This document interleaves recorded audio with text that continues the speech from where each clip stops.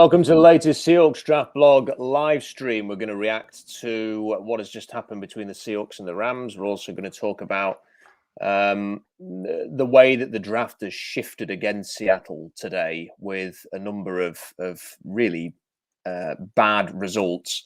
So we've got an awful lot to get into. I think we should probably just start by discussing the game. Listen, I'm already preparing for what I think we're going to see in the comment section, what I think I'm going to see in the comment section, at least after we've done this stream, when the video is more broadly available to people on YouTube. Because I do think that because the Seahawks have won, people are going to end up feeling, especially if they get in the playoffs. I mean, obviously the Packers result is going to change things a lot.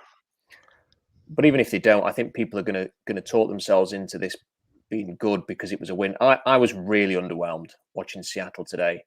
I thought you've played the Rams backups. You've needed overtime. Geno Smith didn't play well. I have no idea what DK Metcalf is doing, but he needs to grow up. The defense had some nice moments. It also gave up a whole bunch of rushing yards again. You're playing a shell of a team. There's no Matt Stafford. There's no Aaron Donald. There's no Cooper Kupp. I mean, I'd barely even heard of some of the players that were playing for the Rams. They had a player called Yeast. I was half expecting Loaf of Bread to come out and play for them. I mean, it was just, I don't know. I mean, you guys tell me how you feel. I'm just sort of sat here, and I'm really sorry because I know our streams do not do as well when I'm in a bad mood and not sat here grinning from ear to ear talking about how great it is the Seahawks have won. And I don't, and look, we've got a lot to talk about. This is not going to be a doom and gloom fest for an hour, but I just can't get excited about that. And before I bring Robbie in, I have to post this. I hear that Yeast is a player on the rise. We're going to end the stream now because it'll never top that. So good night, everybody. No, I'm kidding. Bravo. Robbie, give us a thought on the game. Yeah, we just don't look like a playoff team. I think the frustrating part is they kept bringing up like the chance to play in the playoffs, and we have an opportunity to play, and even if we get in, we just look like we're gonna get our asses kicked in the first round. This doesn't look like a team that's ready for the playoffs. We look pretty poor today, and you're right, we're playing against a bunch of Rams backups, and granted, I mean the NFC West, we play each other pretty tight no matter what, no matter who's playing. But this is just embarrassing to be even in the consideration right now. And quite frankly, I felt like we were gifted the game a little bit by the refs, and there were quite a few calls there that was like, wow, we got away with one there. And I love winning. I always want to win, but I think it kind of sours it a little bit. You see the Chargers lose to the Broncos, and literally the Colts just. I don't know if you watched the Colts game, but it was absolutely embarrassing. They were clearly trying to lose the game. Just like all the worst things that could happen as far as like draft positioning goes today, literally went against us. So I was unfortunate, but as far as the game itself, man, honestly, we just don't look ready for the playoffs, and I don't want to go to the playoffs and back our way in and be embarrassed in the first round like we have the last couple of times we made the playoffs. Yeah, and I think it would happen. Am I right in saying it will be the Niners if Seattle actually squeeze in? I mean, look, I have no expectation that Green Bay are going to lose to the Lions, with the Lions having nothing on the line. I think Green Bay are going to win. I don't think I'm going to stay up and watch that. I will wake up and find out in the morning whether Seattle's in the playoffs. But I think, Adam, that's indicative of how I feel. I mean, I can already see it. People get very silly in the comments section. If you're not going to talk about the things that I want to talk about and satisfy my needs, then yeah, by all means go. And if you want flowers and rainbows, then fine. We have a serious discussion here. I have no real excitement for that win. And I think there's a lot of broader things we need to talk about. I'm not going to apologize for that. Adam, what did you make of that game? So a guy in the Seattle media this week on the radio said that I was the king of Seahawk fans that only cares when they're good. So it's 10-1 in the morning at the moment. And we're doing this stream and I'm deflated, but the same person in the media has just tweeted out, "What a game!" with 8 exclamation marks and inverted commas and capital letters. As it went to overtime, I think I tweeted out, "It's the worst game I've ever seen, and now we have to watch more of it." And it's sad because we got criticism for being too negative last week, and I thought we, in general, were pretty positive. And I certainly felt that I was really happy about how they played last week. It felt like they played with a structure, they played with the way in which they want to win. But today they kind of won by default because the team they were playing against was so overmatched, really, unfortunately, for the Rams. I mean, there was a complete shell of a team, and the Seahawks limped to a win. And look, the players in press conferences and the coaches will say, look, a win's a win, and great team win, and special teams and defense, like, yeah, and fair play. Like, they're the ones that put their bodies on the line, and they spend 18 hours a day trying to create that win with coaching and schemes. I totally get why they'd be excited. But as a fan, I don't know how you can watch that game and feel particularly optimistic. And it's kind of sucked the life out of me going into an off season. Whereas all week I've been pretty pumped up, and I've been really looking forward to how today was going to unfold. I was hoping we'd take the good from the Jets into today, but yeah, best one in the world. Geno could have had 4 picks today. And if we're looking at this year as one to, push on for next year, that leaves a bit of a sour taste in the mouth for no more games for 9 months, more than likely. Well, see, that's the thing. When I was listening to your podcast with Joe Fan on the Pedestrian podcast this week, Adam, you did say that you almost felt sad that the season was coming to an end. I have to say, when I listened to that, I felt very differently. I mean, I've been looking forward to the draft season ever since the Raiders and the Panthers games, because that to me told me everything I needed to know. If you can't beat the Raiders and the manner in which they lost against the Raiders, just get run all over, and then you lose to the Panthers, that to me told me everything I needed to know. There was no point being in the playoffs, and there was very little to be excited about. I think what I wanted from this season was to sort of end the season. And look, people always do it, and I've done it. And when you sort of look back, and if the real hope I think had to be that this could be a 2011 style season, maybe. And when you think back to that 2011 style season, you were seeing the green shoots. They were playing such a tough physical brand of football at the end of the year. I can remember that game against the Niners right at the end of the season, which they lost right at the death, but it almost didn't matter. It was frustrating that they lost that game, but it almost didn't matter because Seattle gave them a blooded nose. They were the only team really who gave them a blooded nose. They were the only team that had run on the Niners for 100 yards in the whole season at that point. And you came away from it thinking they're this close. They just need a little bit more. And as it turned out, it was a quarterback drafted in round 3 and a couple of pass rushers claimed in 2013. And that was it. It was the finishing touches to a team. There's no finishing touches here. This is real start of the line stuff. It's not ground zero. It's not 2010 style rebuild, but it's not a million miles away. There's just not a lot really for me to get that excited about. I still think the offensive line needs work. I think the defensive line, the front 7 needs a lot of work. I think well done to Quandre Diggs for that pick at the end, but I don't think he's played well at all this season. And I think that you see year after year, they change the schemes, they change the staff, they change the defense is crap every year. And I'm ready. I've said it a few times now. I'm ready to see something new. I think this should be the launch pad to a new era. I think we have a draft class coming up, which would be ideal for a new coach to come in, handpicked by John Schneider, that we all get a chance to say, thanks, Pete, for everything. You're a legend.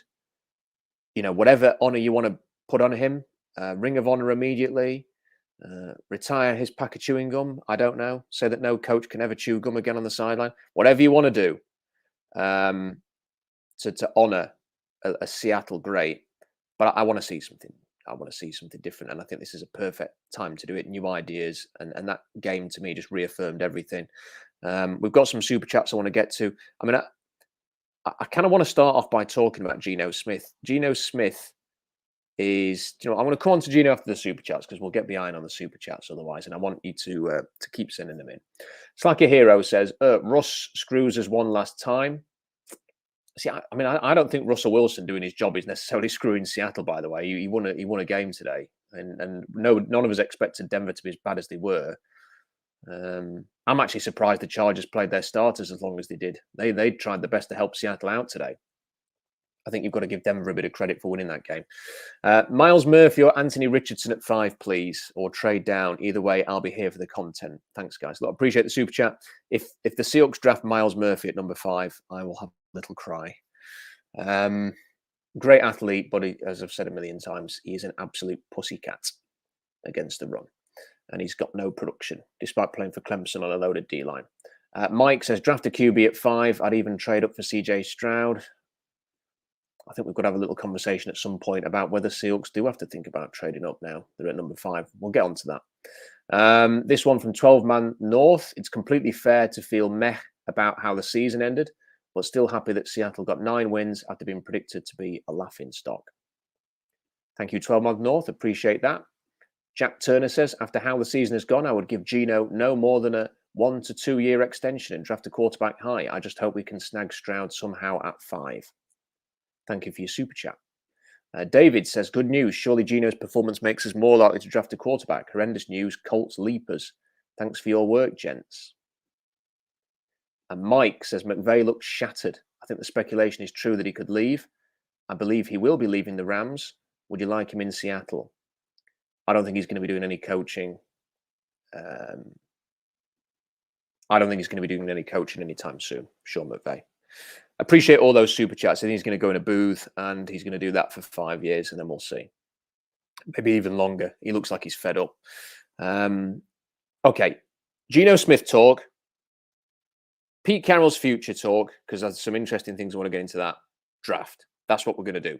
Start with Geno Smith. I agree with that super chat that said, actually, is this quite a good thing for Seattle? And I think it is.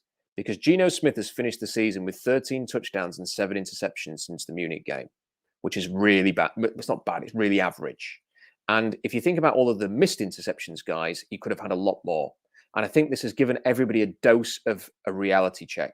I mean, I'm still getting people in the comments saying, just draft a quarterback in 3 years' time. It's fine. As if this is just a thing you do. You just, when I need a holiday, I just go and book one online. And, when the Seahawks need a quarterback, they just go and order one from Amazon. It's just like that. It's easy. You've got a top 5 pick. You really have to consider it at this point. And I don't see how anybody can really expect that Geno Smith, with the way that he's performed in the second half of the season, is somebody that you are going to feel like you're okay with for the next 5 years. And if you're not thinking that long, you have to think about a transition. He is a good bridge quarterback at the right price. And you transition from the bridge to the next guy. That is how it has to be. And if you like a quarterback who is there when you're on the clock, you have to consider taking them. Robbie, how do you feel about this? Yeah, I only swayed a little bit this season, and it was kind of towards the middle of the season thinking that maybe we could draft defense first and then keep Geno and draft quarterback later. But my opinion has never really swayed that much. I'm still on the draft quarterback early. If you want to re-sign Geno to a 1 year, 2 year deal, that's fine, and have him come in and compete with the rookie quarterback. But I don't think there's any reason to break the bank for him. There at one point there was some talk about 30 plus million for him. It doesn't make any sense at this point. And really, I think ultimately, you look at the way he's played and listen, he played better than I expected. I'll give him credit for that. All season, I've been way more impressed than what I thought Geno would have played. And listen, the way he's played has, there's a reason why people have been talking about, like, he made the Pro Bowl and, how he's been playing, but he's really regressed, the second half of the season. And there's the possibility that could keep going. So I don't really want to hand the keys to the kingdom to him and just try to build around him, because I don't think he's the future kind of guy that's going to lead us to ultimately to a championship is what we want. So for me, I think go quarterback and let that quarterback either sit behind Geno or compete for Geno with the role, and best man wins. I mean, I hate to say it, but you referenced it, Robbie. I was sat there watching that 4th and 20 play for the Colts against the Texans, and never ever expected what was going to happen next was going to happen, and then to give up the 2-point conversion as well, like a dagger through the heart. I really hope in 10 years' time we're not looking back on that play, because if the Colts end up drafting a quarterback one spot ahead of Seattle, who ends up being a fantastic quarterback, and the Seahawks miss out and they end up in this quarterback purgatory where it's a Geno Smith and then it's whoever else they can scramble together here, that is going to really, really piss me off and really piss, I think, a lot of people off. I mean, that was just ridiculous. I mean, even just the fact that if they'd have been 4th overall, you would think, okay, because with them being 5th now, you're saying if they want to go with a quarterback, there is a very realistic chance that 3 are going to go off the board to the Texans, to whoever trades into the Bears spot, and to the Colts. So unless the Colts trade into the Bears spot, which, listen, is realistic, we have to accept that's also realistic, that the Colts could move to 1 and they select a quarterback, and then the Bears take a defender, and then maybe you get the 3rd best quarterback, Will Levis, let's say, or somebody like that. If it ends up being Levis, I still think Bryce Young might last a bit longer than people think. But that's going to be really frustrating. But I do think, Adam, that we have to consider this. Geno Smith, as Robbie rightly says, you can't watch Geno Smith and think, yeah, do you know what? This guy, I imagine him lifting a Lombardi trophy in Seattle. I just can't imagine that. And I want Geno Smith back next year. I think you let him hit the market and bring him back, having established the market at a specific price, not at $30 million like everyone's been talking. I mean, Joe, on your podcast, suggested franchising him this week. And I can't get behind that. You just let the market come to him and you try and keep him. And then you accept he's a bridge for 1 or 2 years and you move on to the new guy. That has to be. We can't be pinning our hopes on Geno Smith, Adam. Surely not.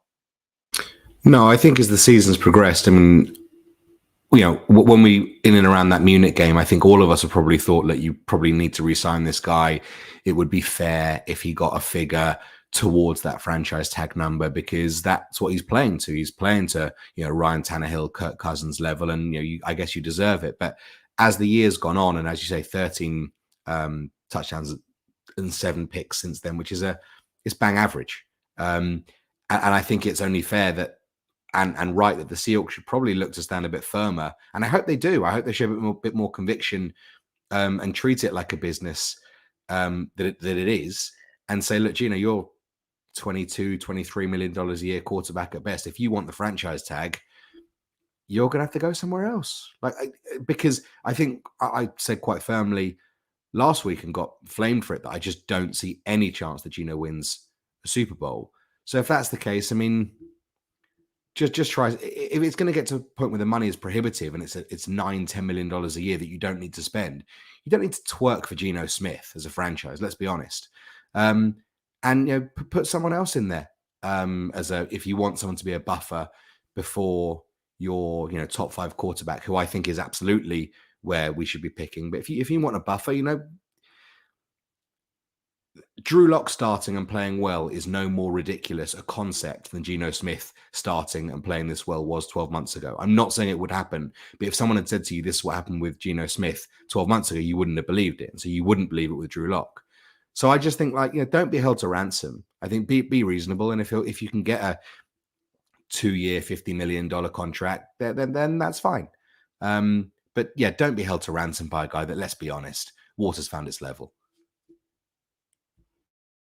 Yeah, and this is the thing. There's the league. There's not a deep history of this, but there is definitely players. I mean, Case Keenum's a good example. He led the Vikings, didn't he, to the NFC Championship game, and got a great payday out of it with Denver, and never amounted to anything. Nick Foles won a Super Bowl and as a backup quarterback, and turned that into a huge contract with the Jacksonville Jaguars, and was cut shortly after. The league has had players like this who show a bit of form over a short period of time. And then, they they just turn back into what they've always been. And he's 33 this year. I will find it really hard to look back in a few years if we've missed out on a quarterback who plays well somewhere else that was available to Seattle because we tried to build the team around Geno Smith. And this argument's been made. You know, I've had a lot of tweets. People have been sending me tweets today. You don't need a quarterback. Just get one in a couple of years. You know, build up the rest of the team. It's all about the trenches. And look, there's no bigger advocate for me than building through the trenches. But I think it's all well and good building through the trenches. You know, the best teams in the league are run by Joe Burrow and Patrick Mahomes and Josh Allen and you know, those kind of quarterbacks who've been drafted early. And the ones who you feel are going to reach that level are run by the Justin Herberts and people. You know, it's quite hard to be a top team without that. And look, there are exceptions. The Niners look like an absolute force. But then people use the Niners as an example, whilst forgetting that the Niners spent about 5 first-round picks on their defensive line. Do we have to wait 5 years to create a roster like they've got? Geno Smith will be pushing 38 by then. I mean, is that how long you have to wait for this?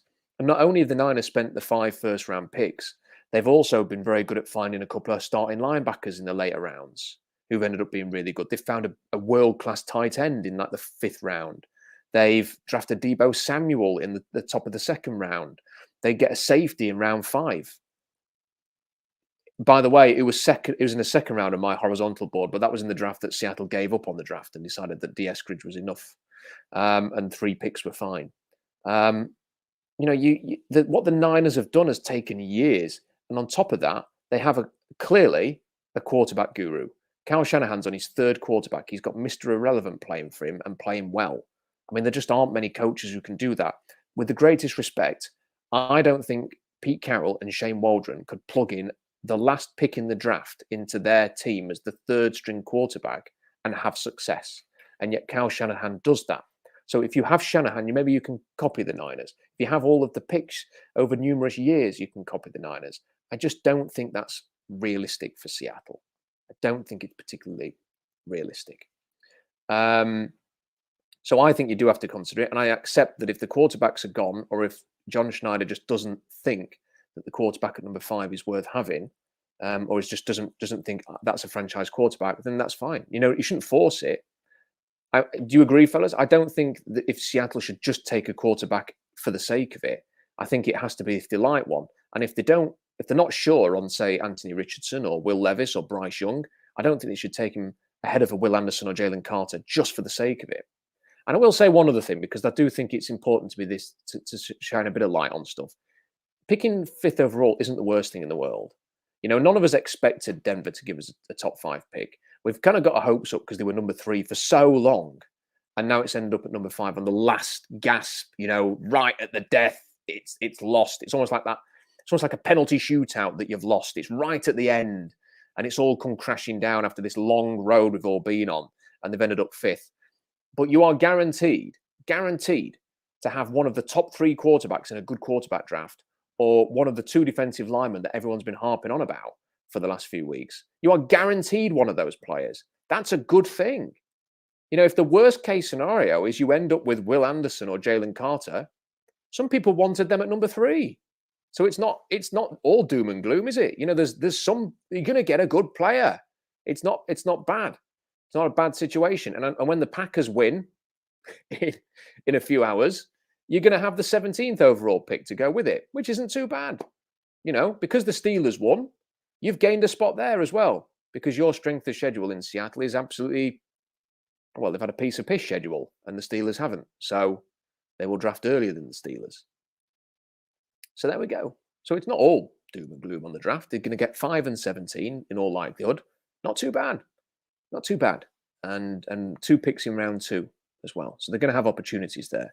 I just think you have to consider it a quarterback. And I hope fans get to that point now, because it's not even, I don't mind if someone says, oh, I really want Jalen Carter or I really want Will Anderson. What I don't like, lads, is I don't want a quarterback at all. At all. That's not right. Robbie, I've spoken a bit to Adam about this privately. What did you think of Pete Carroll's day? Because I found it interesting. He joined in the pre-match huddle and was jumping up and down, which I don't think he often does. He's rallying the fans at the end. He's got, oh, come on, make some noise. I don't want to read too much into this, but I just got a real vibe of this could be the last game today. I don't know. Maybe I'm reading into that. I want to know what you think. No, I totally agree. And I mean, we kind of talked about it a little bit prior off air as well, where there's a little smoke, there's fire, and just to talk about, things that this could be Pete's last season, and maybe things behind closed doors are being said. I mean, you get that vibe that it could be a real possibility. I mean, I think we're all ready for some change. I don't know if it's, whatever it is. I think that Pete will immediately go, into the Ring of Honor. I'm not taking anything away from what Pete Carroll's done, but I think it's just time for a change. And I agree. I think there's just been something of a different kind of vibe, within the way he's at his press conference, the random chewing gum ESPN special thing, like just little things like that, just like he was never doing that prior. I think we're just, I think it might be that time where it could be something, or maybe it's nothing, but I get the vibe that it's just, there's something there. Yeah, I really do think that there's a chance that it's just potentially his last game, and that was in the back of his mind, and he might go away this week and go to, if they don't make the playoffs, he might go away, have a talk to his wife and his kids or whoever he speaks to in this time. Tater, I don't know why we're laughing. That's exactly who he's going to speak to. And sort of make a decision. And his decision may well be, do you know what? I want to come back. I want to come back. So I'm not suggesting for a second that that's it. But Adam, it felt a bit different to me. Like I said, I don't think we've seen Pete jumping up and down in that huddle, and I don't think we've seen Pete looks old. He looks old. I'm sorry. I know he's an old man. He's in his 70s now, but it looks like it's wearing on him a little bit. And I think it has done for a lot of the second half of this season. And I think this is the kind of game that will not have rejuvenated him at all, because they've gone out there and they've scraped to win in a largely ugly way against the Rams backups. And I think it's the perfect time for him to say, I'm going to leave with a winning record, with my head held high, having had a decent go at it this time round. But that's it for me. That's just the vibe I'm getting right now. And he may decide to come back, but I think it's legitimately feeling to me like that might have been it today. What do you think, Adam? Sorry. Yeah, like I think we've all probably said a number of times that what's the risk in a change? This doesn't really look like a team that is, a year away from greatness. And ultimately, how long is Pete Carroll going to want to do it himself? He did look tired and old. There were a couple of clips from him on the sideline that were quite close up when he was talking into his microphone. He looked tired. I think we're all quite tired having watched 17 games like we've seen with the ups and downs that it's caused us. But I'm very much of the view of there is no risk to changing coach at this point, because I don't personally believe, and again, I really hope this isn't being perceived as negativity for the sake of negativity. I don't say this stuff just on a whim. I think it's a considered opinion that we've all discussed privately and on here for a long time. I don't think that Pete Carroll is going to create another championship winning team. So for me, it's absolutely no risk to change who the head coach of the team is. I totally understand if there's people out there that disagree with that. That's just where I stand on it. And, maybe people will agree or disagree, but and in addition to that, as people are saying, it would be a real shame for him to do this for 2 more years and it becomes real resentment.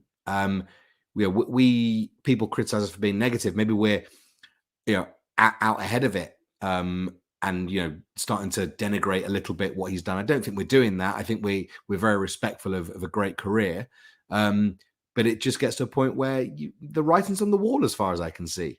And I just hope that it doesn't end up being 2025 and you come off a 9-8 season and Geno Smith still the quarterback, and it's just kind of the same, because that's just going to be a real shame. And then it'll be 11 years since a championship game. And come on, like no one's in this for that. Well, if the Packers win, it's going to be 3 playoff wins since the Super Bowl, and those, and you know, without wanting to flog a dead horse, those wins are going to be against Detroit at home, hardly the toughest task. The Minnesota game where Blair Walsh missed a kick, and the one where they beat the Eagles where Josh McCown had to come in age 40 as a backup in the first quarter, and that's it. You know, they haven't had a lot of success over the years, and I just don't. I agree with you, Adam, and I'm sorry if people think that's overly negative. I don't think Pete Carroll is going to win a Super Bowl in the next couple of years before his contract runs out in 2025. Now, that's 3 seasons, 23, 24, and 25. I don't personally feel like at the end of that spell, he's going to have this team in a position to do it. He might do, because they've got a lot of draft picks, and that's what people will argue. They've got the draft picks and they can do that. But I just think that's such a short-term view of this franchise. It shouldn't all be geared towards a 3-year window for when your coach might be retiring. It needs to be there needs to be a mix of short and long-term thinking. There needs to be a feeling of, right, we're going to build towards something, and maybe in 2025 you get somewhat closer or whatever, and then then you carry on. And it can't be that Carroll sort of gets to that point and then he bows out, or you sign him to an extension and then you're going to just persevere for too long. I don't know. I just don't think that makes a great deal of sense. I think you've got a great opportunity in this draft. I think this needs to be the foundation for the start of a new era, much in the way that having the number 6 pick and the number 14 pick in 2010 enabled them to get Russell Okung and Earl Thomas and kickstart a whole new generation. I think this draft, I know they had the picks last year as well, but this draft, I feel, needs to be the real sort of launch point for that, of taking on a challenge where you've got a new coach who can come in with hopefully like 6 to 8 years at least ahead of him, who he can have a real go over this long term.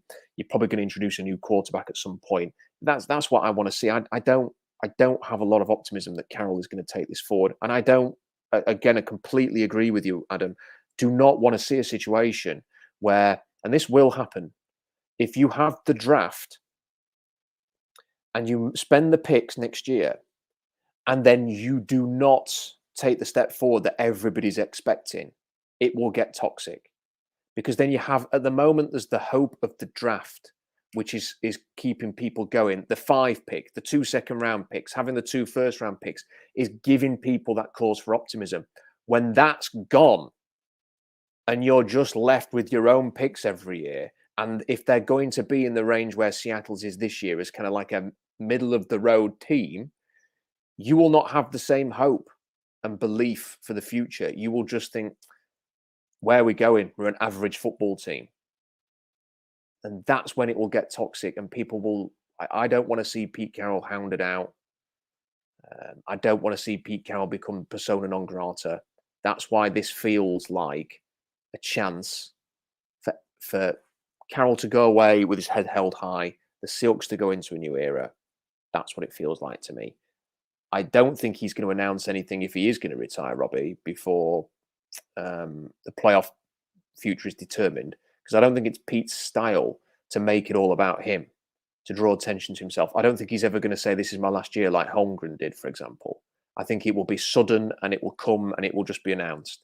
And I don't think he announces it now because I don't think he wants it to be a distraction if they are in the playoffs. But what if it is going to happen? What I think will happen is he will go away for a few days. He will think about it, and there'll be some announcement within 2 weeks. That's what I would expect. I don't think it's going to be some sort of like snap, the season's over, that's it, he's going to announce it. But I mean, do you want to chime in, Robbie? And you know, what are your thoughts on it? Because I don't think anything we've said is unfair. I get there's a lot of Seahawks fans that they've only known Pete Carroll.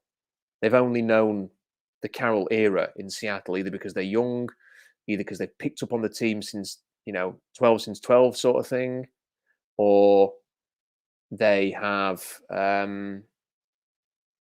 maybe just connected to Carroll because he's the only one who's ever delivered a championship, and they just have that undying loyalty to him. I understand all of that. I also think it's fair to think, no, after 13 seasons, is it wrong to think I'm ready for a change? Yeah, I think in terms of Pete Carroll, he has nothing else to prove, right? And then he can. This year is one of the years where this was supposed to be the worst Seahawks team of all time, right? I mean, we were just going to be garbage. No one expected anything, and he came out, led us to a winning season, almost made the playoffs. I'm just going to say almost because I think the Packers are going to win tonight. And he'll go out with his head held high. I mean, he'll be like, "Look what I left you. I left you 2 first-round picks, 2 second-round picks. You know, a future of players that we drafted well the previous year, and he's leaving. He'll think that he's leaving the organization in a good spot." And I agree with that. I think, like you said, as long as we hit on these draft picks, regardless of what position you think we need or don't need, we need to hit on this draft again with the Russell Wilson trade and make sure that we're set up for the future. So I could see a scenario where he goes out, kind of held head high and proud of what he's left the organization as, and it'd be a good situation for him. So I could see that being the case, but I could also see in just that competitive nature and Pete being like, I have these picks. I have an opportunity to bring some new young guys in. Let's maybe give it one more go. But I mean, the fact that he almost retired in what was it, like 2017? I think that's a big sign. I think he's probably at that point, and I think it's time for a new regime to come in and take over. And I think it would be fun to just kind of have a little bit of a change and see what happens. And plus, what an easy transition to sell to a coach. We have the 5th pick of the draft, and if you want Geno back, you can have him, kind of thing. I think it would be a good sell. Like, I mean, we've got young bookend tackles, and we need to shore up the interior line for sure on the offensive side and beef up that defensive side. But there's some there are some pieces in place that a coach I think would be excited about. It'll be the most attractive job on the available if it becomes open. It'll be the most attractive job because of the draft stock, because of the opportunity. It'll be the most attractive job opening. The teams like the Chargers who have got good young quarterback, that's not going to become open. The jobs that are going to be open are like the Panthers. That's not attractive. It's going to be the Broncos, which is it's a difficult job, that, isn't it? To go in there, that's a difficult job. It's teams like that. Potentially the Cardinals, who wants to go there. The Rams, good luck lifting the Rams. If McVay, Donald, and Stafford all retire this offseason, good luck with that. They're going to be in the doldrums for years. It will be easily the most attractive job. And Robbie, you make a really good point there about the fact that he nearly retired. And people keep forgetting this. And he had time in his contract. It wasn't his last year of his contract when he was considering that. He decided to stay. That was 5 years ago. That's 5 years ago. He's into his 70s now. To me, I've been seeing it. And look, Dwayne says he's not going to retire because he's loving what he's doing and he's enjoying it. He said that in the comments in the live chat. I don't think he looks like he's having the time of his life anymore. I don't know. I've felt that for a few weeks now. He's looked anguished. He's looked like someone who, as all this talk was coming out about maybe he will call it a day, it suddenly started to make sense. And maybe that's me leaning into that because I've been given a nudge by somebody who says there's a bit of talk in the league about this, and at the meantime there's other people talking about it. Maybe that's me leaning into it. Don't know. We'll find out. We're going to find out in a couple of weeks, because if he's still here in 2 weeks' time, then he's going to be here, isn't he? We don't have to wait too long. I'm certainly not saying it's definitely going to happen. But I mean, I don't know. I mean, if people, I've seen a comment here from Doug in the live chat saying Pete now firmly convinced Seattle is a Super Bowl contender next year. Is just a kind of deluded nonsense that if he has said that just kind of irritates me a little bit. And I do think some fans think that. I legitimately think some fans feel we're that close that we're just, and I don't think they really understand how far away Seattle are. We are far away. We don't have really anything to hang a hat on. We have good players. We have some good pieces, the DKs, Tyler Lockett, good young running back. Geno's played okay, and overall, really good at the first half of the season, bang average in the second half of the season. If we're being honest, they've got some young pieces. They've got Tyreek Woolen, very very good player. There's not a hopeless roster, but to go from that to sort of having like a dominating, smothering defense, complemented by a good strong offense, that's a long way away. Or to have an explosive, dynamic offense like, say, the Chiefs, for example, or the Bills, complemented with not a great defense, but a complementary defense is what I would say the Chiefs have. You know, they're a long way from that as well. And I just don't. I do not feel that we'll be sat here in 12 months with the Seahawks like at 12 wins or whatever. And we had all this talk, as Curtis has quite rightly pointed out. We had all this talk a year ago, didn't we? We're close after a 7-10 season, and then they go and trade the quarterback and cut Bobby Wagner and make a whole bunch of sweeping changes, even though they said they were close. So I don't know. I think it's time. I'm ready. People are talking about, well, could they get Sean Payton? Could they get Jim Harbaugh? I'm not really that. I'd be up for a younger coach, you know, somebody who's led either an offense or a defense, not played for an offensive-minded or a defensive-minded head coach and sort of held his hand.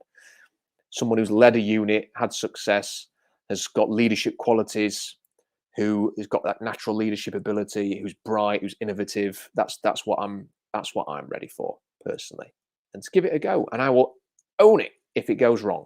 But the thing is I think if it goes wrong, that's not to say that it would have gone right under Pete Carroll. So anyway, that's the Pete Carroll section done.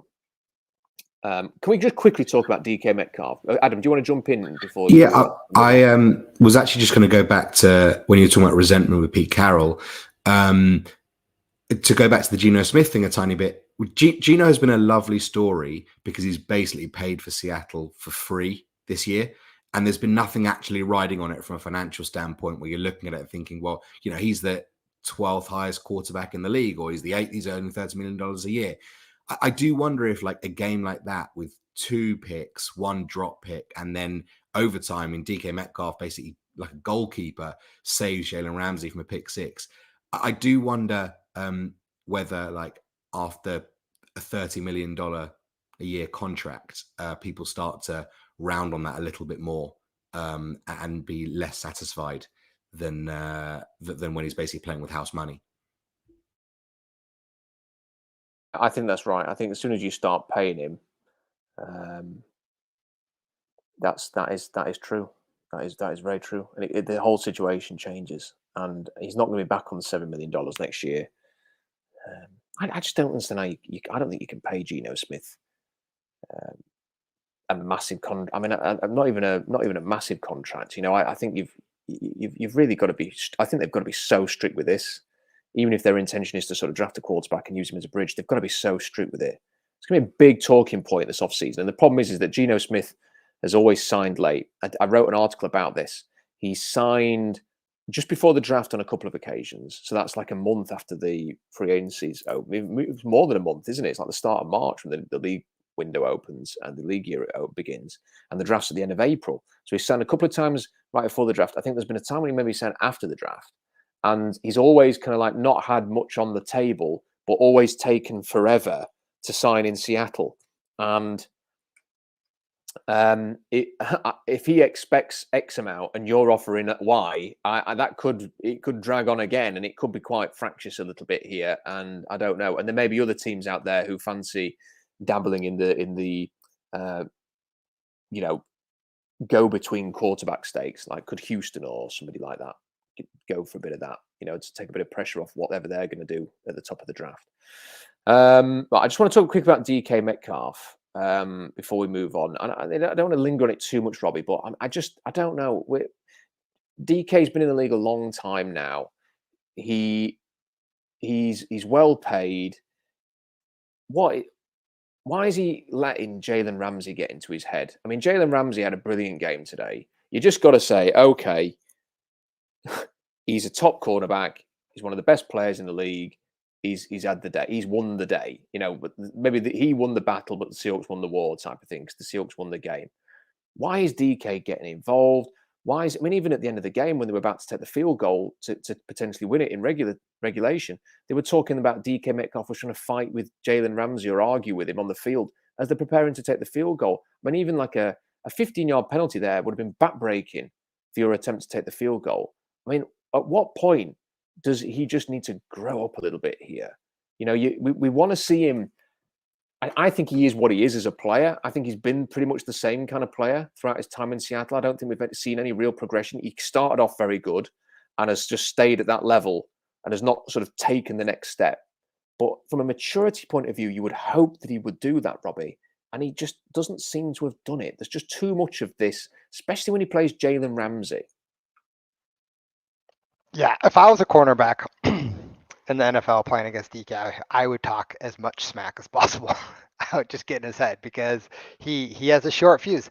I actually appreciate it sometimes. I appreciate that he came to Geno's defense, even though I don't really think that was a dirty hit by Jalen Ramsey. I think Geno kind of ran right into him. I appreciate that he comes to the defense of his team. I'm not a big fan of the attitude sometimes when he's throwing a fit on the sidelines, but this is kind of what you get with wide receivers. They're divas, right? I mean, this is kind of what you get with them. I'm okay with it. The problem I have with DK is the drop passes more than anything. The mental game I think could be worked on. The thing for me is the drop passes throughout the season. Those are the problems that I have, and I think kind of what you're saying. He is what he is as a player. I think he has all the potential in the world. He just needs to really focus more on making the damn catch and not dropping it, because those are the things that really kill drives. But as far as like the attitude and stuff, I mean, pretty immature. I think at some point he's gonna have to try to figure that out, and I think he's gotten a lot better compared to what he had been. But there's guys like Jalen Ramsey or those really good wide receiver or really good cornerbacks that get in his head because he wants to be elite, and if he's getting shut down, he's probably getting pretty pissed. And I don't really know, what kind of the scheme they're running or what, if he was being doubled up or anything like that, but I could see him just being frustrated over just not getting the ball enough, or just not being able to get open because he's not getting open, but with Jalen covering him. I don't know. Yeah, just want to say thank you to Mark, who has sent this very generous super chat in. Thank you, Mark, for your support, and thank you to everybody. I think I missed one super chat a little bit earlier. In fact, Mark's, I think, sent two of them in. Look, much appreciated, Mark. I don't know if that second one was an accident, but I really appreciate your support for the channel. That means a great deal to me. Thank you, and thank you to everybody who's watched that and did a super chat. If you want to send those in, then you can get them in. Adam, any thoughts on DK before we get tuck into the draft bonanza that we've got to look forward to over the next 3-4 months? Yeah, I think overall it's been a bit of a disappointing season for DK twofold. Firstly, from an actual sort of play perspective, I went into the year presuming that he, out of the two receivers, would be the quarterback-proof one.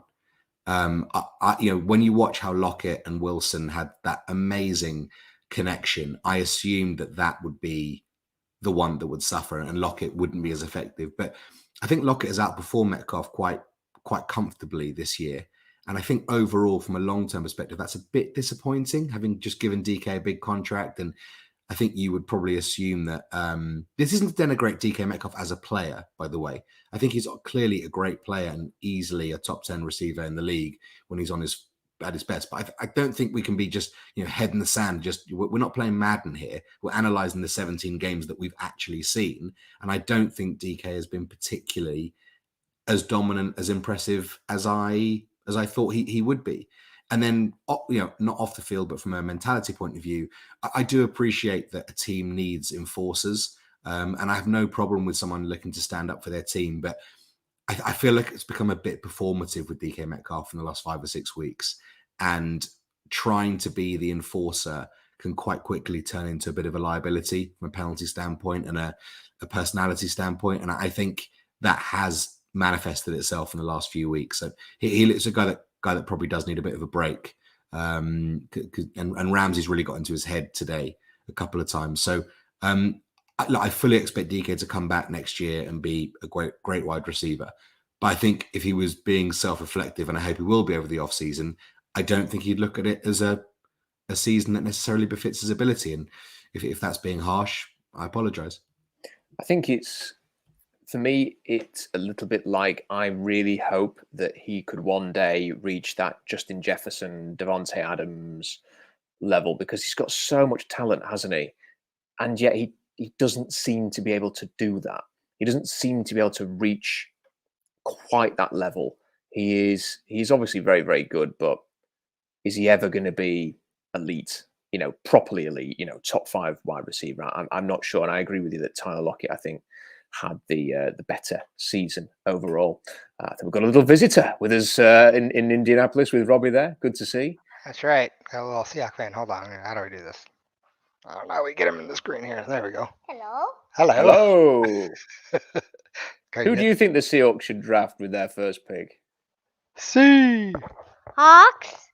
Oh, I love it. I love it. You see, that my children would definitely not do that. They'd go, what? What did you say? So that is great. Well, listen, that's great. That's great. I hope you have a long and enjoyable time following the Seahawks when you're older. I'm sure you will. Let's get into a bit of draft talk, and I'm going to bring up the old tankathon. This is probably the last time we need to look at this. It certainly is going to be in a stream, isn't it? Because we're kind of all done now. Let me see if I can make it even bigger. There's a way to do this. There we go. So as we can see, courtesy of a slightly shambolic day, I thought this was the worst weekend of NFL football I've seen in a long time, by the way. Just there was a little bit of a flurry of excitement, I guess, at the end of the Seahawks game, purely for the playoff drama, I guess, but it wasn't a good game. And there were plenty of backups playing across the league, some sloppy football being played across the league. And it all ends up with this, that mess of a situation in Indianapolis where the Colts blew that game, has bumped the Seahawks down to 5. Arizona, for losing their final game against the Niners, are up to 3. Houston beating the Colts dumps them out of the number 1 overall pick and gives it to Chicago, who, despite being relatively competitive for the last few weeks and despite having a horrendous strength of schedule, being competitive nonetheless, have ended up with the first overall pick. They now control the draft. And what they do is going to be really, really interesting. My feeling is, guys, is that I think they've wanted to get that top pick to control the draft so that they can answer calls from any team that wants the top quarterback. If you are picking 2nd overall, you're only taking calls for the 2nd quarterback. Now that they're 1st, they can answer calls for anybody. And everything will be on the table for Chicago, of course. But I think it's easy to look down at Carolina at number 9, maybe Atlanta at 8 even, certainly Las Vegas at 7, maybe Detroit at 6, possibly Seattle, certainly Indianapolis. And you could go down a bit further and say maybe Tennessee even at 11. They are going to want to make a call and see what it's going to cost to move up. And my prediction right now would probably be Indianapolis to number 1 in a massive trade to secure a top quarterback, given what Indianapolis have been through over the last few years, and make sure they get their guy. That's what I think will happen. The Bears drop down to number 4. And then you probably see a situation where my best guess right now would be the Colts move up to number 1 and take Stroud. Houston would then take Will Levis. The Cardinals and the Bears would probably take the best defensive players, Will Anderson and Jalen Carter.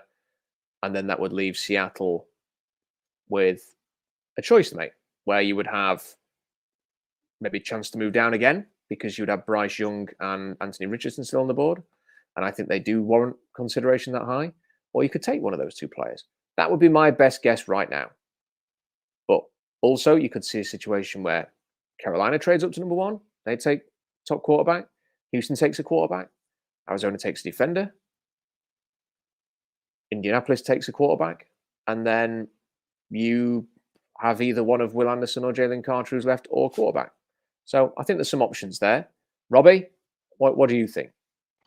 Yeah, I mean, there's a strong possibility that Chicago trades out of that pick. I mean, honestly, my hope is that a team really falls in love with Bryce Young. Regardless of size, my hope is that they talk themselves into this being the guy. He's a good guy, throws a good ball. He's a good player. He's just really small. He's not what I want. So for me, it's Will Levis, Anthony Richardson, and I've even tried to convince myself CJ Stroud is a player. I'm still not convinced, but after his last game, it's hard not to deny his skill talent, but he is still an Ohio State quarterback. Come on, let's just give it some credit there. When's the last time you've seen that actually play out? But for me, those guys are going to be available. We are still going to get one of the best 5 players in the draft, so that is good. My hope is they don't get cute like they have in the past when they trade down a bunch and then end up, around the 12 to 15 range and miss out on a top tier prospect. Yeah, I agree with that. I think that this is I'll repeat what I said a little bit earlier, because I think that some people are going to think this is fine. I think the people who are very aggressively wanting defensive player with the top pick are probably going to be fairly happy today, because they will imagine a situation where it goes QB, defender, QB, and that one of the other defenders will be available. But I've always been comfortable. I've written about it and I've said about it. I think QB or D line is justifiable. I don't think you should force a QB pick. I don't think you should force a D line pick. So I think it just comes to who's available. I mean, I've had another person in the live chat say, "What about Myles Murphy?" I would just stress, I have watched every game that Myles Murphy played in 2022, and he is too soft off the edge. He does not make enough plays. He's a great athlete. He does not have he does not have a great frame. What I mean by that is he doesn't have muscle definition. He doesn't look to me like somebody who lives in the gym. To me, he looks like someone who was born a great athlete, is a great athlete, and I don't think he's done enough work on his technique or on his body to become a top player. Maybe he will do that in the NFL, and he will have the great base of being a great athlete to start with. But for me, he looks like a player who you have to kick up the arse to get into a position where he could be really good. And I'm always worried about players like that who are naturally athletic and not dominant in college. And then you get in there and you think, okay, because I worry a little bit that he's going to be like a 6-7 sack guy at best at the next level. And the athleticism will get him there, but he'll never be a dominant player. I think with Will Anderson, what you see is athleticism and aggressiveness and a great, he's maxed out at 2.43. He's not going to get much higher than that, but his body looks amazing. And to me, looks like someone who has worked his tail off to be the player that he is. So that's the difference between there. So I'm not that interested in Myles Murphy, frankly. I think it legitimately comes down to what I've always said. Jalen Carter, Will Anderson, or whoever's left from Bryce Young, CJ Stroud, Will Levis, and Anderson. And listen, I don't really want to draft Bryce Young because of the size. I saw someone describe him as Joe Burrow's attitude and mindset and ability on a Kyler Murray frame. I mean, he hasn't got Kyler Murray's athleticism, but I kind of understand where they're coming from with the Burrow comparison, because he does have that same mentality. I'll give him that. So I'm not completely against Bryce Young. I'm not that interested in another short quarterback. But I think it's. I still think, Adam, that there's something to be positive about here with this 5th overall pick. It would have been better to be 3. You'd have better options, but it's 5, and we'll see what happens there. But I think it does come down to those 6 players, the 4 quarterbacks and the 2 defensive linemen, and the quarterbacks, all 4 of them, have got a lot of talent, and I won't hear anything said otherwise. It's funny because you did a little thing last week that I mercilessly ripped off my podcast, where you said, if you were John Schneider, what would you do with the 3rd overall pick? And I said, look, I wonder if maybe he'd look to draft back to 5 just to sort of see how the draft opens up, and then he can take whatever he thinks is there. And lo and behold, we're going to be in that situation, whether we like it or not. Back to you on the Chicago thing. Do you think that there's going to be a quarterback that separates themselves out enough to warrant a team giving an enormous haul? Because it's all very well Chicago controlling the draft, but it doesn't do them that much good if every GM's sitting there thinking, well, look, I'll take any of the 3 of them. I don't think it's really going to matter, because, for example, if you are, I don't think it needs to be somebody who sort of stands out so much that you feel, we have to have him. I think it's more a case of, we want to have our guy. And I think, and look, from Indianapolis's point of view, if you're at 4, what are the dangers? First of all, someone can trade up to number 1, and that's one team that's usurped you. And then there's Houston at number 2, and they've usurped you. And then what if somebody trades into number 3, which is not completely out of the realms of possibility? So you might come on the board with a 4, and 3 of the 4 quarterbacks are gone. And if you don't like the guy who's 4th, you miss out. So from Indianapolis's point of view, they're in a good position because all they have to do is move from 4 to 1. That will be expensive, but it will be more expensive for Carolina to get up there. It'll be more expensive for Las Vegas to get up there. So they can maybe strike a deal, and Chicago might prefer to drop down 3 spots and still get one of the top 5 players and get, either Will Anderson or Jalen Carter, then move all the way down to 9 and definitely not get one of those players. So I think it's just, it's convenient for someone like Indianapolis to jump Houston and get the quarterback that's really got the apple of their eye, rather than saying, okay, well, we like 2 of them, but if we wait to 4, they might not be there. And, if there's one team out of all of these who cannot afford to miss out, it's the Colts. They've gone from Jacoby Brissett to Phillip Rivers to Carson Wentz to Matt Ryan to Nick Foles to Sam Ehlinger. They've got to get somebody now. And I think at 4, you run the risk of missing out on unless they just love all 4 and they say, we'll have whoever's left. I think they've got to get up. And this is what bothers me a little bit about Seattle. I think having number 3 would have been really useful in value, just because you would have everything on the table. Then I think you would get good offers. I think you would obviously have one of the top 3 quarterbacks if you wanted that. I mean, I was coming around to the idea of, if nothing else, one of Stroud or Levis will go in the top 3. I think they'll both go in the top 3. But then if you've still got another couple of quarterbacks there, you've still got the 2 pass rushes. It's all good. And look, maybe I'm wrong. My evaluation of these players, guys, is not the be all and end all. I might be wrong, but I mean, there's a decent chance that I am wrong. I really like Will Levis. Is it beyond the realms of possibility that Will Levis could be there at 5? No. He might not go off at 2. Teams might just go, no, don't fancy Will Levis. And he might be there at 5. It could be the same for Richardson. Anthony Richardson could be there at 5. Teams might prefer Will Anderson or Jalen Carter. So who knows? Houston are not a guaranteed to take a quarterback, by the way. And I think if Houston was desperate for a quarterback, they would have lost today. I think they're quite relaxed. And it could be that you see Chicago trade out, Houston take defense, Arizona take defense, and then you're left in a quarterback favorable situation. It could be that Chicago don't get an offer, and you're right, Adam, and they have to go defense. And then Houston go quarterback and Arizona go defense. I mean, I think it's a very fluid situation here. I think it just, obviously, if your 3 is better than 5, but I still think there are options at 5. This one here from HG Senti.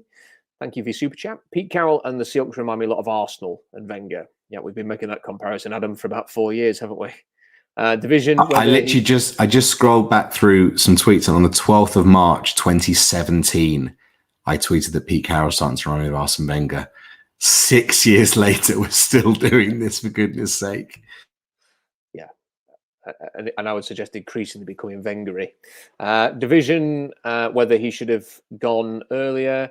Fine, looks like it was the right decision with Arteta. Yeah. Well, he's having a bit of a meltdown at the minute. So we'll see on that. But they are in a good position, admittedly. Let's see. There's another super chat that's come in. Richard says, hey, Rob, great show as usual. After the QBs and Anderson and Carter, who is the next best player in the draft, in your opinion? Bijan Robinson might be the best player in the draft, period. So I would say him. I think Michael Mayer. I think you've basically got a draft where the guaranteed, for me, first-round players who are very good and are likely to have good careers are Bijan Robinson, Will Anderson, Jalen Carter, Michael Mayer as the 4 non-quarterbacks, and then the 4 quarterbacks. So that's 8 players. And then you've got a whole bunch of players who are fringe first-rounders.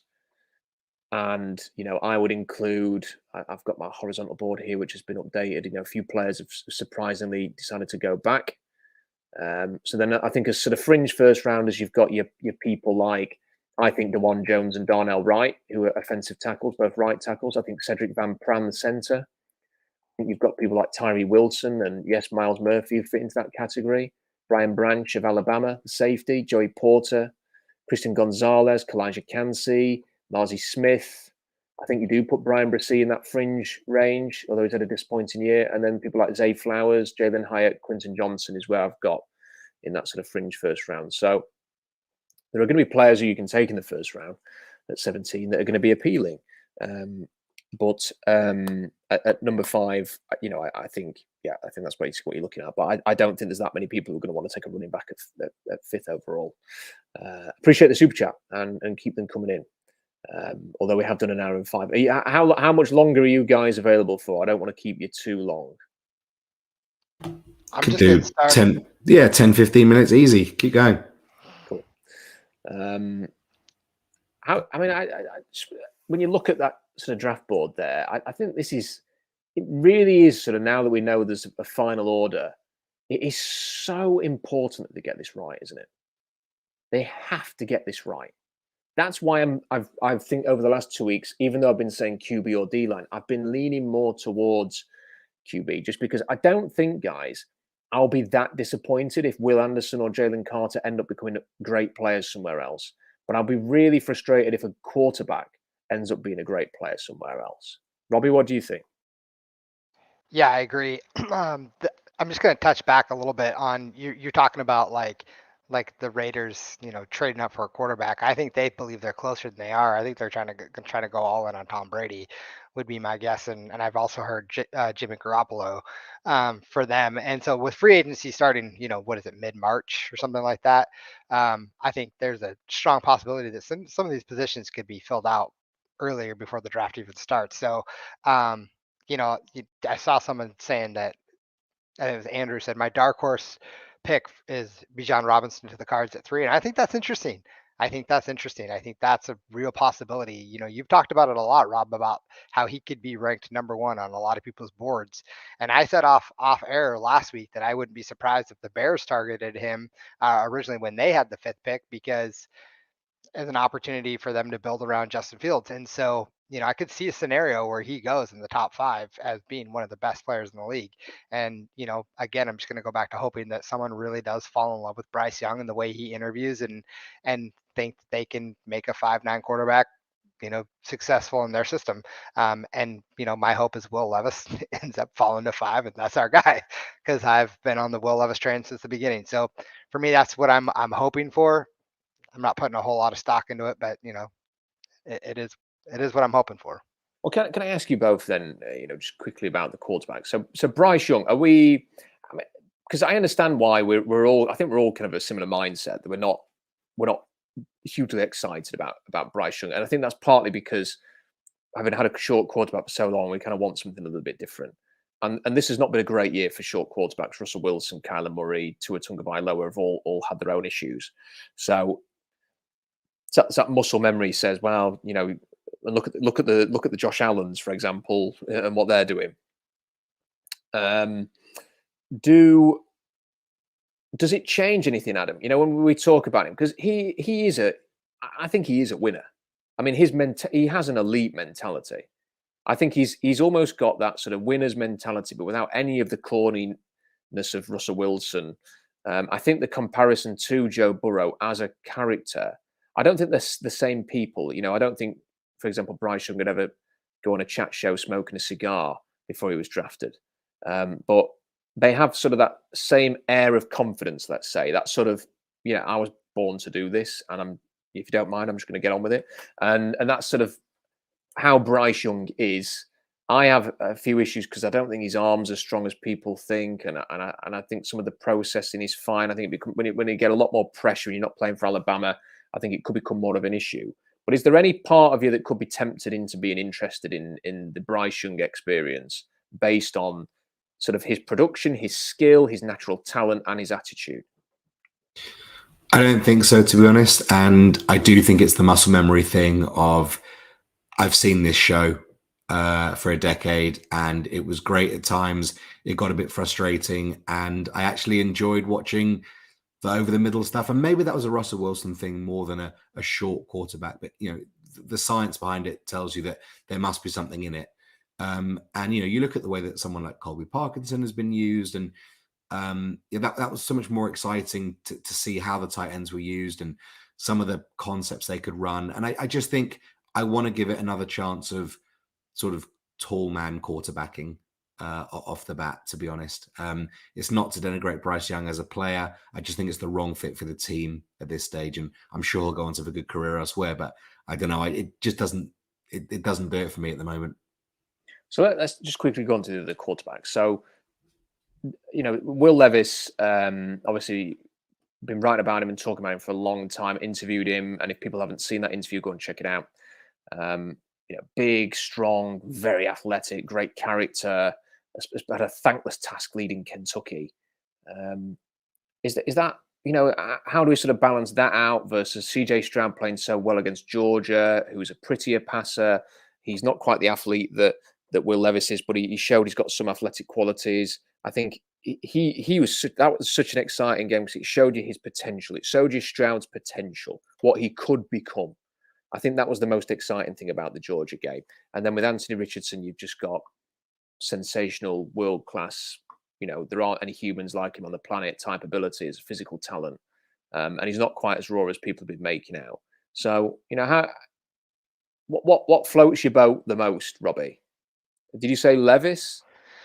Yeah, I still say Levis. I think that's the guy. I mean, I see a lot of people in here saying they think Levis is a bust. And I think, there's a surprise. I know, but I understand why they're saying it, right? They're just looking at stats and saying they're seeing the interceptions and things like that. But I mean, we've talked about it so many times, like Josh Allen and Patrick Mahomes, they all had like 10 plus interceptions on their final year. And like Levis is a big, strong guy. He throws a pretty pass. He's got a good zip on that ball. There's some mechanical things that he can work on, but every quarterback has mechanical things he can work on. He's not going to be perfect coming in, day one, but I think Levis is the guy for me. And then for me, then it's Anthony Richardson and then probably CJ Stroud and then Bryce Young. It's nothing against Bryce Young. Literally, I'm sure he is, a fantastic person, but like, I just don't want another short quarterback. Like Adam said, we've seen tight ends used this year that we haven't seen used in a while. And, just the over the middle throws have been, nice to see. It's just been a different style of play with having a taller quarterback in the pocket. And I think we've seen the story, like Adam said, in the last 10 years, and again, I see also someone had said like, well, Russell Wilson was far from the problem.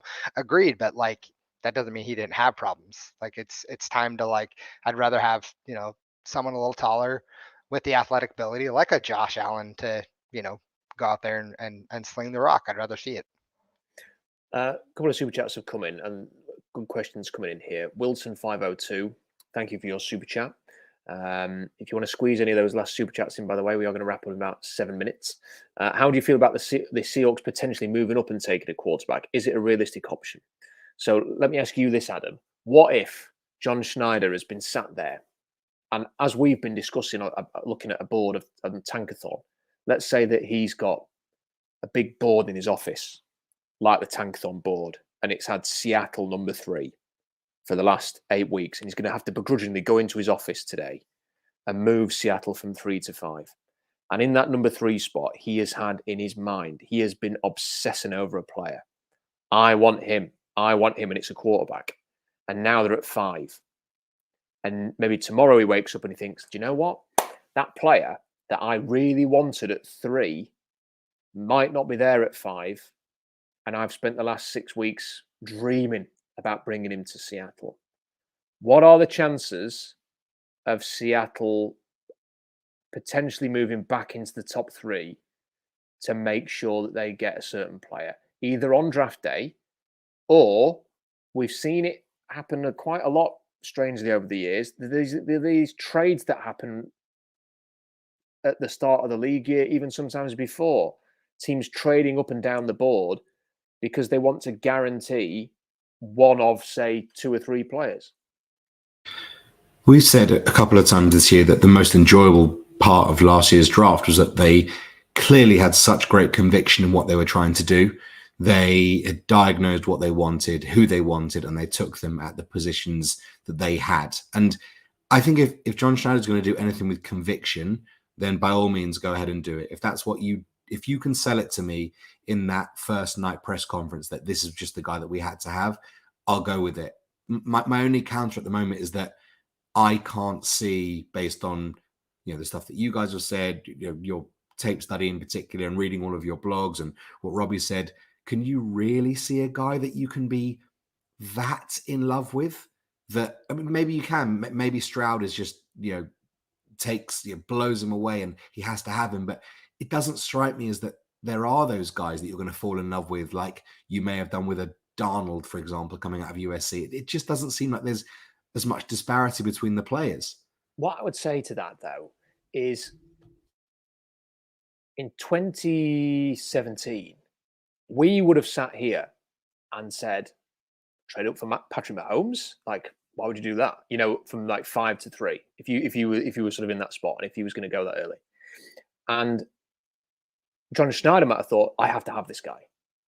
Obviously, with hindsight, he could have taken him at 5 because, he lasted to 10. But you see what I mean? Like if he thinks this guy is the next Mahomes, even though we or the media don't think there's anybody in this draft who's going to be the next Mahomes, the guy who supposedly loved Mahomes 5-6 years ago might see that guy and he might think, I have to have him. And that's the thing. This is something that I feel like I'm going to end up talking about a lot on the blog, on Twitter, whenever we do these streams, is to keep reminding people how much criticism Josh Allen and Justin Herbert and Patrick Mahomes had before they were drafted. Patrick Mahomes wasn't on Daniel Jeremiah's top 50 board at the start of April before his draft. That's the month of the draft. It wasn't in the top 50. So Josh Allen played for Wyoming and he was rubbish. And he didn't play well for Wyoming. And Justin Herbert was stuck in Mario Cristobal's wretched offense. You have these situations where players just haven't excited people in the way that like Bryce Young seems to have excited the media in a much different situation, much different environment. And it's just that he may well, John Schneider might just think, I was blown away by CJ Stroud against Georgia. I have to have him. Or I've watched Will Levis. He may have been tracking Will Levis for 2 years. Will Levis is exactly the kind of player that I think John Schneider loves. And he may just think I've got to have him. So we'll see. We'll see about that. I don't think they will trade up for a quarterback, but I also wouldn't rule it out. And I wouldn't want to trade up too much. I don't want to get like the Niners and stuff like that and start throwing away picks to just get one guy. Because I do think there has to be, that was what was great about 3. You get a player and you've got the other picks to build. I don't think you want to toss that away. Unless the quarterback is that good. Unless you believe he is that brilliant. Taker 610 says at 33, Geno didn't do enough to solidify his position as a starter for the next 3 to 4 years. Exactly right. Levis at 5 is probably the best scenario for us. I think that's a good super chat. Generally agree with everything there. I think that is it for super chats. And that is it, unless I think Green Bay are winning 6-3 at the minute. So unless there is a Lions win, that is going to be it for the regular season. It has been a pleasure speaking to you guys during that regular season. And thank you to everybody who's joined us. The numbers have been much higher than they have in previous years. So we must be doing something right, even though a lot of people seem to complain about how negative we've been over the last few weeks. If there is any, I mean, look, I still will be regularly doing videos on YouTube. The fellas are always welcome to join me if they ever want to jump on and have a live stream. Certainly if anything big happens, like we saw last year where Russell Wilson was traded, we will endeavour to jump on and analyse stuff like that as soon as we possibly can. And there's going to be a ton of videos. There's going to be loads of videos. I'm going to try and get a load of stuff on this channel and on the Rebuild podcast. So please stick with us. This is really the time when SeahawksDraftBlog.com, I think, is probably at its most useful. And hopefully this channel, and I hope you're going to enjoy the content. There'll be lots and lots of videos on the way. I can see people are already asking what interviews are going to be lined up and stuff like that. Well, things are trying to be arranged right now. So we'll see. Thank you to everybody who's watched these throughout the regular season. Thank you to Blitzy, who has just chucked in a late super chat. Many, many thanks, Blitzy. You've been a massive supporter of this blog, and I really, really appreciate your support, both financially and in your positive comments as well. Really appreciate that. So there we go. Adam, Robbie, thank you. No, thank you, Rob. I was thinking earlier today that I'd love the Seahawks to make the playoffs for a number of reasons, but one of them is that I really love doing this at the end of the game. It's a great, it's quite cathartic to finish a Sunday afternoon, evening with ranting or celebrating the Seahawks, and I've loved every minute of it this year. So I hope for that alone we get one more crack at it next week. Well, that may well happen because the Packers are something like blowing out the Lions, who do seem to be coming to play. Maybe I will be convinced myself to stay up and watch that game. Who knows? But if not, like I say, maybe we can get together again soon. And if there is any big news, we can perhaps do that. But if we want to get together and have just thrash it out about the Seahawks, maybe we can do that in the near future. But I want to say a big thank you to Robbie. I want to say a big thank you to Adam. I want to say a big thank you to Curtis Allen as well, who does a lot for the blog. And to everybody who's contributed with super chats throughout the regular season. And let's bring it on. Let's have the draft season. Let's have a good draft season. Let's enjoy it. Subscribe, like the video, comments in the comment section, please. It helps the channel as well. Subscription is the main thing. SeahawksDraftBlog.com for the best analysis on the draft from a Seahawks slant over the next few months. Have a great weekend. Maybe we'll see you next weekend. If not, I'm sure we'll see you soon. Bye for now.